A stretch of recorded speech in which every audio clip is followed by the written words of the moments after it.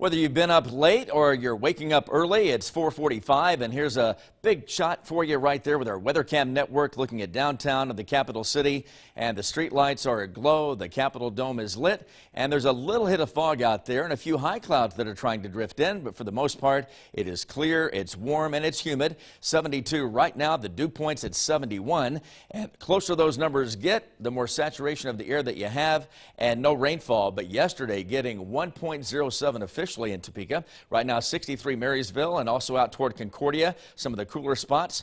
Emporia 67, Kansas City's at 71, and Topeka again kind of leading the way there with a lot of moisture trapped right in Shawnee County. The dew point at 71, but drier air out west, and we really should get dew points to come down almost all day today with the north to northeast wind at 5 to 15. A couple of flare-ups there in central areas of Nebraska. Also some thunderstorms leaving south central, southwest Kansas, diving down through Oklahoma, and some of those are pretty strong. Everything kind of generating on the lee side of the Rockies late yesterday and then kind of working out toward the plains. But right now we're essentially clear, and we'll pick up a few clouds, and maybe a little disturbance kind of gets close enough to trigger an afternoon thunderstorm nearby, and then pretty wet just outside of Little Rock toward Memphis, kind of working through the Tennessee and Ohio valleys this morning, but that's really far away. That's part of the system that gave us range yesterday. So there might be that isolated storm out through the west and northwest counties by late afternoon and early evening, and then that will die out. We should be mainly clear nighttime getting into early Thursday. It's going to be hot for a couple of days with daytime highs in the 90s,